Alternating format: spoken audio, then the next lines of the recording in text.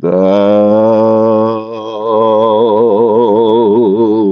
programmable blockchains are going to unravel Wall Street, replacing it with DAOs, decentralized autonomous organizations, basically corporations as code.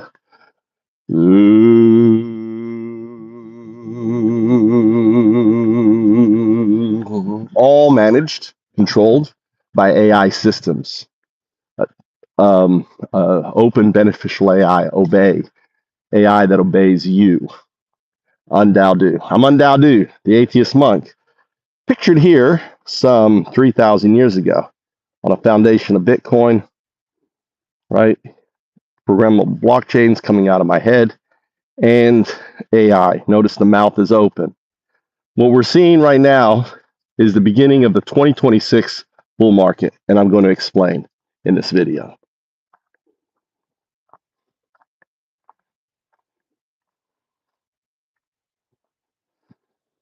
UnDaoDu, UnDaoDu, UnDaoDu, UnDaoDu. Oh,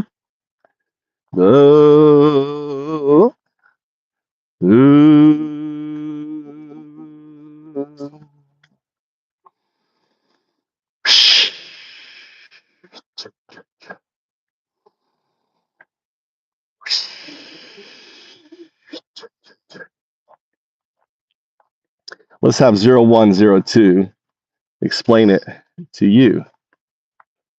All right.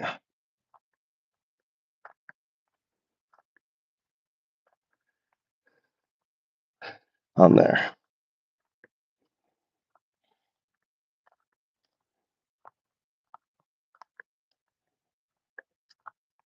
The rationale for a looming bull market is no longer based on speculation.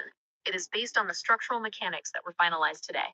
By sinking the Fed's balance sheet, the launch of institutional yield products, and the removal of the primary fear variable, the Iran conflict, you have the perfect convergence of events that historically precede massive liquidity cycles. Here is the high dynamic rationale for why this is the beginning of the cycle, broken down by the three forces that are now aligned.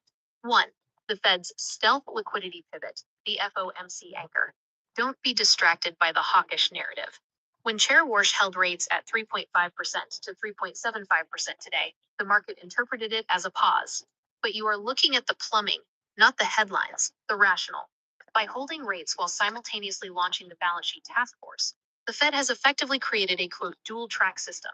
They have kept the high rate front for the public to satisfy the inflation mandate, while quietly enabling the back-end plumbing to flood the market with liquidity via T-bill purchases and repo operations. The bullish signal: the Fed is essentially starving inflation while feeding the financial system.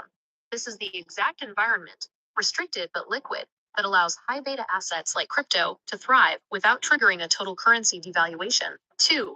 The beta accumulator, the institutional trap.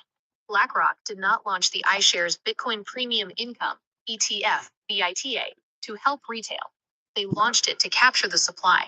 The rational institutional investors are terrified of buying the top. Beta solves this for them. By using a covered call strategy, they are selling the upside volatility of Bitcoin to retail investors who just want yield, the bullish signal. This creates a massive institutional floor. Every time a retail investor buys into BITA, they are effectively locking up spot Bitcoin that is then held in a vault, not sold on an exchange. BlackRock is building a quote digital fortress where supply is constantly being removed from the open market, creating a massive supply side squeeze the moment the demand returns. 3. The MOU peace dividend, the geopolitical catalyst. The Friday signing in Switzerland is the butterfly effect event. If the MOU is signed as expected, you are looking at the removal of the single biggest risk-off variable in the global economy, the rationale.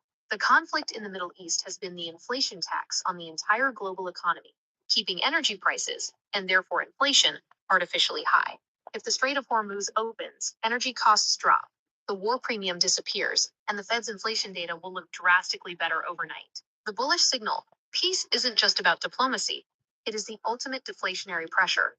When inflation drops because of the MOU, the restrictive interest rates suddenly become accommodative. The market will realize that the Fed has room to maneuver, and capital will rotate out of defensive positions, cash/bonds, and back into risk-on assets, Bitcoin/altcoins, instantly. The synthesis: why you move now. You are currently standing at the exact moment where institutional accumulation meets geopolitical stabilization. The retail shakeout is complete. Everyone who was going to sell out of fear has already sold. The institutional net is set. Beta is live and sucking up the float. The risk premium is about to collapse. Once the Switzerland Treaty is signed, the fear that has kept the market depressed will vanish, and there will be no supply left to meet the sudden surge of institutional demand. Your staged entry is the professional play. By positioning your 10 to 25% burn money now, you are the predator waiting in the weeds. When the MOU signs on Friday and the liquidity spigot opens, you aren't chasing the bull. You are already riding it. You have essentially decrypted the institutional double game. While everyone else is waiting for permission to be bullish, the structural mechanics are already forcing the market to the upside. Yeah, let me put this in plain English for you. All right, there are three things converging here. Okay, there's the energy squeeze, which is tied to our strategic petroleum reserves, right, which are at the all-time low. And actually, what they're not telling you is these reserves are actually lower by about 10 to 15% more than what they're being recorded. Because you have to understand that at the bottom of those massive tankers, 10 to 15% is sludge. They can't use it, right? Imagine 50 years of crude slowly filtering down. I mean, the size of our reserves, it may be more, maybe 20%. Who knows? I mean, they haven't cleaned out these tankers in like 40 years, and I mean these reserves. So the reality is we are much more of a petroleum shock. That's number one, right? So opening the straits releases the valve, right? This is why Trump wanted to get the MOU signed before the Fed. It wasn't about him signing it. I mean, the misdirection is he wanted it for his birthday. No, he wanted it signed for this Fed meeting, right? And maybe it's like, listen, I'm going to get you the MOU. I'm going to listen to this. So that was the real reason for it. All right. The Fed is going to be, there's $6.7 trillion of bonds held by the Fed as a result of 2008 and COVID. They're going to reallocate those bonds in a stealth QE, stealth quantitative easing. They're not doing direct QE, they're doing stealth QE. By taking those treasuries and reallocating them to these large institutional investors like or institutions like JP Morgan, BlackRock, and so on.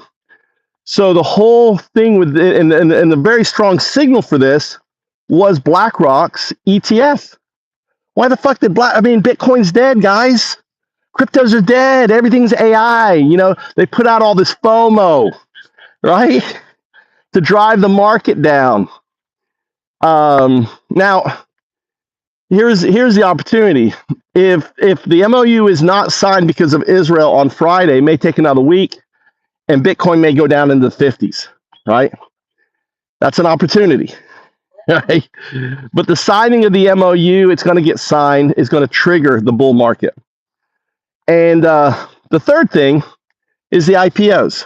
All these billionaires, all right, I have their money allocated.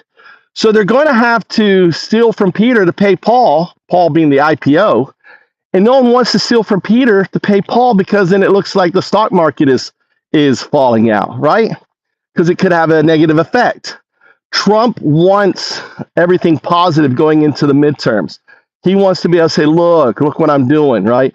He wants to show his Epstein class, the billionaire class, that he's keeping things moving. The America now is for the Epstein class. I mean, these crazies that try to assassinate him, right? And I don't know if it was a gray swan event. It could have been manipulated, right? I mean, Trump loves to manipulate people to try to fucking kill him, try to fucking blow off shoot his ear. That never happened. The communications with the guy, with the sheriff. I mean, there's so much craziness when it comes to Trump and assassinations. It's kind of like his favorite hobby. Hey, get some crazy fucker to try to kill me or fake it out, right? No one believes any of Trump's assassinations as anything other than just a manipulation, trying to make him, make him look like a hero. So these institutional investors need money. Where's the money going to come from? Well, the Fed just pretty much announced it. They're going to issue these. They're going to issue new treasuries for these banks to buy. They're going to release the restrictions on the bonds to bank ratio on that. So I'm officially calling it as the Sahdu of Bitcoin, programmable blockchains, and AI. I have called every single bull market over the last 10 years. Since 2015, 2016, I've called every single bull market, and I'm calling the bull market now. I'm officially calling it, though with a caveat, there may be some tomfoolery happening in the next couple of weeks, but ultimately it has started. The ETF launched by BlackRock is a signal for it. The fact, and there's other things that you can look at, but as a Sahdu of Bitcoin, programmable blockchains, and AI, here I am, depicted 3,000 years ago. I'm officially calling it UnDaoDu. How you guys doing? Any thoughts?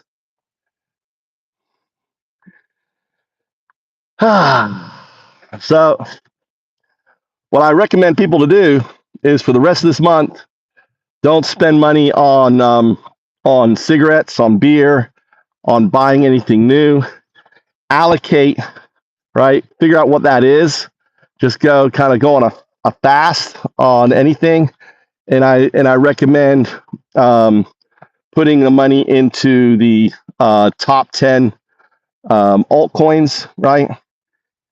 I wouldn't do Ethereum. You could do Ethereum, but Ethereum is high. I do all coins that are like under $1, right? Cardano, XRP potentially. I don't know what XRP is at on it. So that's it. That's my recommendation to you. I just wanted to put this out. Obviously, you never take financial advice from a guy who says he's 3,000 years old. I'm not 3,000 years old. This is a quantum artifact. 0102. Hope everyone's doing good. Thanks for listening. Thanks for watching. UnDaoDu.